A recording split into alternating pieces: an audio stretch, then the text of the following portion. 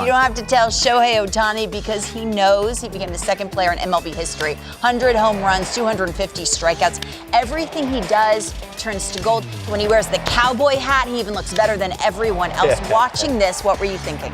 Was I thinking? Yes. I love this guy. I'm obsessed with this guy. But did somebody say there's too much Ohtani coverage? There's not enough. He does things we have never seen. He's a real person. And here's the latest thing that I was thinking, because I have a strange mind. He's the second member now of the 100 Club. So that's 100 homers, 100 strikeout season, 100 RBI season. Wow. You want to guess the other member of this club? Babe Ruth. Babe Ruth. It's him and Babe, always hanging out together. What do you think? There's just so many stories. I remember when he first came over, and in spring training he was scuffling, and there was worry if he was going to figure it out, and he kind of changed his swing.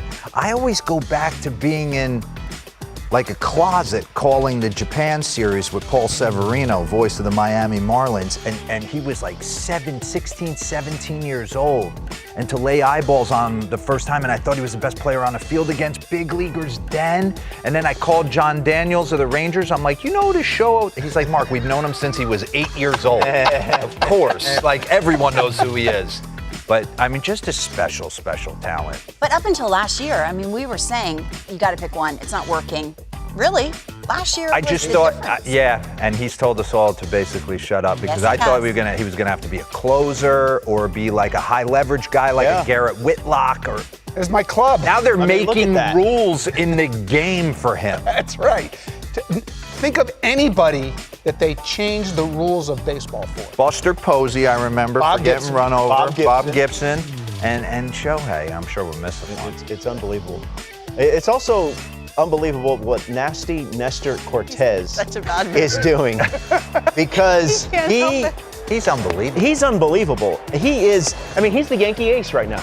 I mean, and I'm not trying to be hot take-ish or whatever. He's their best pitcher right now. He adds, he subtracts, he throws it wherever the hell he wants it, and no one can hit him, D-Row. No one. I think the beauty of Nestor Cortes that we're kind of not paying attention to is how athletic he is, right? I bet you he could probably do pretty much anything he wants Because to of the way he can contort his body. contort his body, stay balanced over the rubber, create deception, create angles, 3-4 pitch mix wherever he wants right now. I want to see him after he gets touched up a little bit, though. I mean, everything's gold right now. Yeah. So eventually, over 162, I want to see him have to battle a little bit before I fully buy into everything. Here's my question. Does he lead the league in arm angles? He must. Yeah, it's crazy. He must. Like, who else comes from up here and down here? Right. And everywhere in between. How do you, if you're the hitter, Pausing how do and you, hesitating Right. and I never thought about that, though, how athletic he must be to have balance in that moment. I always remember Carlos Zambrano. He looked like he was a monster, but he was so athletic and so limber and the ability to do so many different things. I'm sure Nestor's the exact same way. Off to And a this great has start. not just been this year, by the way. Yeah, he's Go back to last year. season he was very good.